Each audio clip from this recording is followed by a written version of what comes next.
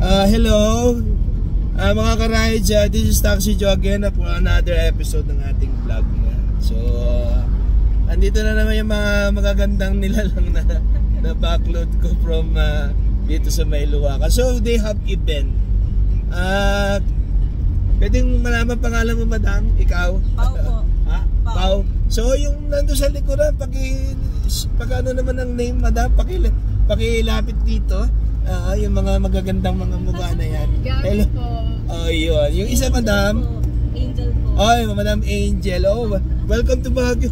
Hindi kayo taga rito? Hindi po. From where kayo? Rizal. Ay, hello po, Rizal. Antipolo? Yeah. Ay, yung last na i-vlog ko rin. From Antipolo rin sila, mga OJT din sila. Sa UP naman, dito sa may UP Baguio. So, shout po dyan mga tiga Antipolo, ha? Hello po. Nandito sila, nandito yung mga ating mga magagandang nilalang from Antipolo. So, pakisabi nga kung ano yung event na meron po dyan sa location na yan. Renaissance Fair po. Renaissance Fair.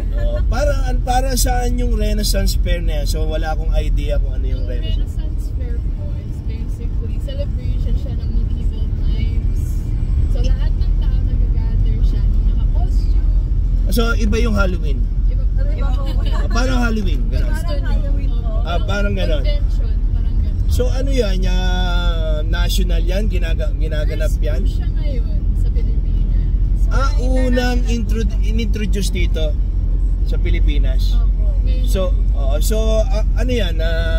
Part lang ng Cordillera yan? O Hindi ba international event po siya? international event. So iba-ibang mga Lugar po sa buong mundo, meron po silang sarili ng Renaissance Fair. meron sila. Dito ginanap sa Baguio yan. Opo. So buong Pilipinas yan.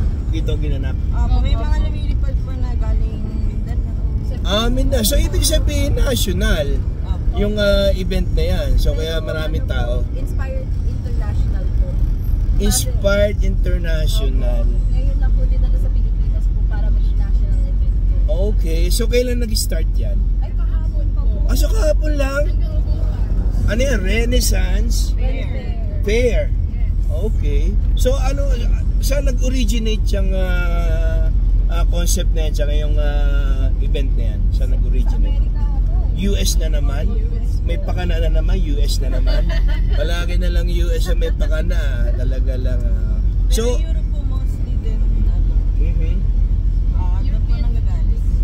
So, mostly, Europe talaga ang nag-i-event ng ganyan. So, kasi parang familiar na sa kanila doon. Common na. So, dito sa atin sa Pilipinas, this is the time lang na na-introduce. First time. Really? Ganon? So, okay naman ba? Masaya? Gaano kasaya? Kasi po pag conventions, makikita mo yung mga taong, kasi kaparehas mo like-minded.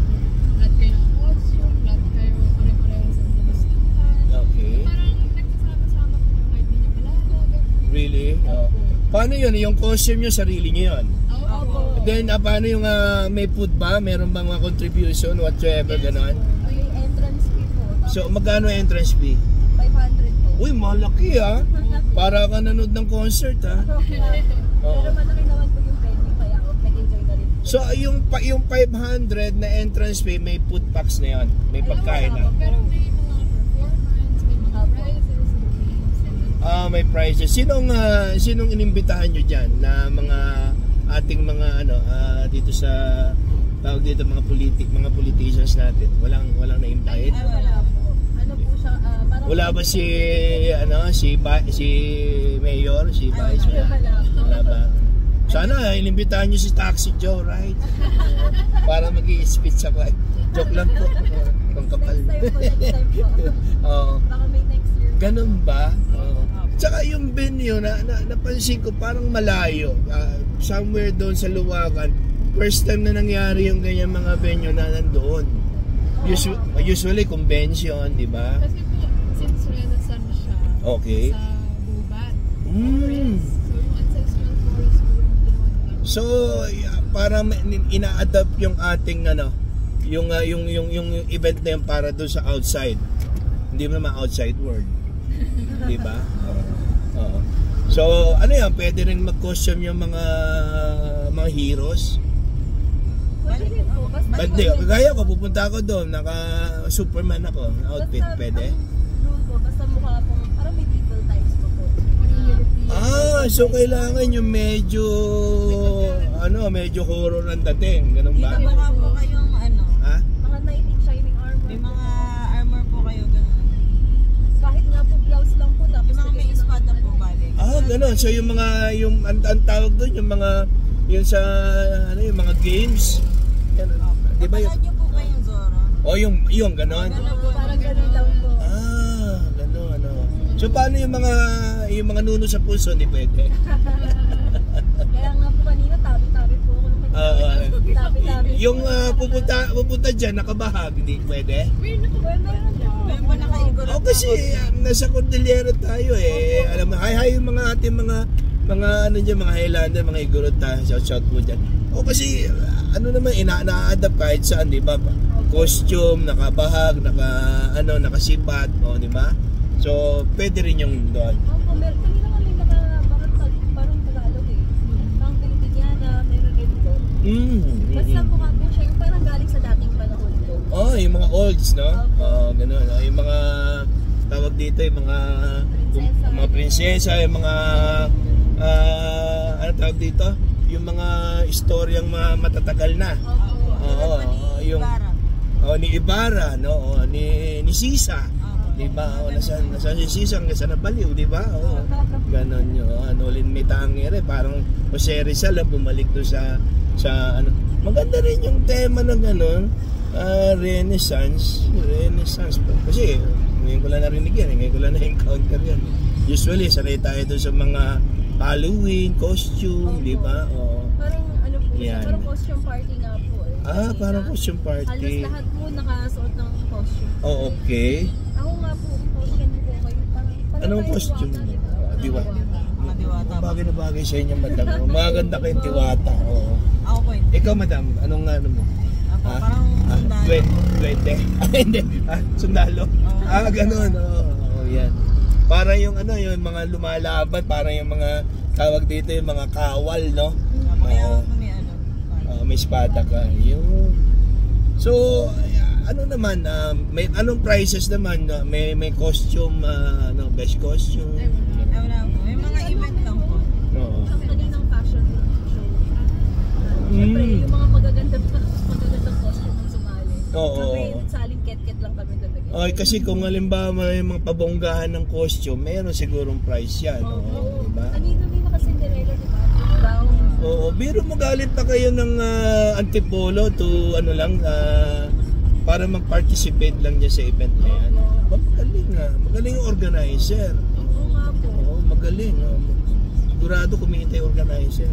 Hello po, organizer. So, joke lang. Ano nga po meron po Ano yun? Ganyan po meron pong paligsahan po na maramihan ng kain sa Minute Burger. So yung gano'n, yung contest. Eating contest. Maramihan. Naku, mukha yatang pwede si Taxi Joe Rides dun eh. Nakakaw ako eh. Pwede ako kumain eh. Kaya baka pwede ako dun Eating contest. Ako makasampu po kayo. Nung ganon? Sabi mo nga, yan ang mga, dyan ako magaling, dyan ako pwede, yung mga ganon, yan yung mga eating. Masarap yan eh. May mga matatanda din po ng Pati, ibig sabihin, walang age limit. Wala po. So kahit nauugod-ugod ka na, pwede. Kaya nyo pong sa gubat na yun, grabe po. Ako ermitanyo ang gagawin ko doon. Yan, di ba? mga alaga po na sila. Mga aso, pusa. Pwede, aso pusa. Siguro yung mga exotic na animals, pwede dyan, mas lalo na, no? Baka may sawa ka dyan na kulay dilaw. Dalhin mo din dyan, mas okay, di ba? Kami nagdala nga po ibon eh. May ibon pa. Oo naman, sabi mo, kanya-kanyang style, tsaka, di ba? Kaya kayo paano mag-enjoy yung Yun, Renaissance. Sayang, no? Galing, no? At least, ilang oras din yung, yung event? Ay, grabe. Maabot na maghapon. Simula ko siya nag-attend, bukas sila. Tapos umabot din ng 8 p.m. 10 o'clock? 10 o'clock po. Ganun? Ganun katagal? Kanina po kami 12 na daan. Grabe ha, tagal ha. Di ba, ano tayo, 8 tayo, di ba? 5 na lang tayo na tayo. Oo. Yung iba. Ganun. Sobrang Dito. nakakapagod po kasi yung paglalakad din. Hindi, at saka ang sa akin lang, yung venue kasi, yung location, medyo malayo. Kaya lang kasi, yung concept nyo kasi dapat magmamatch dun sa event eh. Kagaya no, kailangan gubat, di ba? So wala sila na kayo siguro napansin. Yun lang ang location na medyo maayos. So, ano yun eh, parang cemetery yun eh. Yung location nyo sa Luwakan eh, yung mga Camp dyan. yung mga deads dyan eh. Oh, yan. Yung location na yun. Tinatawag din mga unknown soldiers sa cemetery. Yan mga unknowns. Tama ba ako doon, guys? Paki-comment na kung down below kung Nakakatakot naman kanina. Naglalakad kami, ang dilim. Matarik po yung So anong yung next event? Meron na silang naka-schedule kung saan gaganapin? Wala po naman. So wala pang announcement. Sana po maulit. Yeah, oo. Panibagong gastos na naman ng Pilipino yan. Another. Na rin po namin to, parang bakasyon na rin po namin. Oo nga, sabi nyo nga. Kailan lang uwi nyo, guys? Bukas po. Bukas na uwi nyo. Mag-ano na kayo ng ticket nyo, ha? Meron na kayo, nakabook na kayo. Sa loob na lang po ang iniintindi. Okay, that's good. Kasi pagka wala kayong ticket, mahirapan kayong sasakay. Sa babaan kasi ngayon ng mga estudyante, pupunta ng probinsya, siyempre mag-Holy Week. Gano'n, So sasabay kayo dun sa ano na yun, sa sitwasyon na gano'n. Kaya much better talaga kung meron na kayong ticket para wala kayong walang hassle, di ba? Hirap kasi mag-chance passenger. Para ka sumusuntok sa buwan dyan. Yun. Ano na kami ng tickets po eh. Kailan kayo dumating? Kahapon din po. Kahapon din, parehas din ng mga tiga Antipolo rin na aking mga naisakay, mga gandang nilalang. Kakaiba nilalang yung naisakay ko kagabi. Hello sa inyo dyan, mga madam. Mga OJT naman sila. Tiga Antipolo, so second time around yung mga tiga Antipolo, ha. Napakagaling. Parang suki ni Taxi Joyride yung mga tiga Antipolo dyan, ha. Punta lang po kayo ng Baguio at very very welcome po kayo dito, mga tiga Antipolo Rizal, ha. Opo, at lahat naman wine-welcome namin dito. Tapos hanapin nyo si Taxi Joyride, itutur ko po kayo. Bigyan ko po kayo ng discount. Yes, naman. Yun the whole day ang package ko kasi. The whole day tour. Yan. Para at least mas maganda kasi na merong magtutur sa inyo, lalo ng mga first timer kayo. Kahit man hindi first timer, minsan may nakukuha ako palaging pabalik-balik lang ng Baguio, parang kapitbahay lang ng Baguio, pero gusto niya, parang kaya gusto niya pa rin mag-tour. So tinatanong pa rin niya yung service ko. Maraming ganun.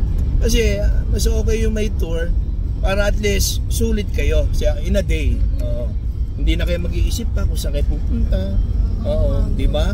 Hindi na hassle para sa sasakyan. Meron na agad dyan. Nakaabang lang yung sasakyan nyo para kung natapos kayo sa particular na location, lipat naman kayo sa iba. Ganun. Yan. Kaya napaka-convenient pagka may package tour kayo. At message mo ako, madam, dyan sa page ko, doon sa messenger, pagka limbawang kailangan nyo ng mga assistance. O kaya you can refer yung mga kaibigan back in Antipolo. Diba? Oo, sige. At i-assist natin sila dito, tulungan natin sila dito. Kasi tourist guide po ako ng Baguio. Yan. Yan. Diba? Kaya subscribe na po kayo. Biro, tatlo kagad dyan mga kamaster, biro mo, tatlo kagad dyan na magiging followers ko, At saka Tsaka i-view nyo dun sa YouTube din. Oo. Pagtsagaan nyo na lang kasi madaldal ako minsan. Oo. Dito na po kami. Yun oh. Oh, dito na sila pala oh. Lalampas na naman si Taxi Joe oh. Ayan oh. Sige po, talikata. Medyo iusap ko lang ng konti, tabi ko. Ayun oh. Naka-grab pay kayo. Thank you very much. Salamat po madam. Madam ha. Thank you po. Thank you po. Welcome sa Baguio. Enjoy. Oo. Huwag niyo akong kalimutan. Hindi po. Subscribe ka po. Thank you. Okay, good. Nakikita niyo po 10 na po nakasubscribe. Oh, pa siyempre. Message me ha. Okay, guys ha. Salamat. Thank you.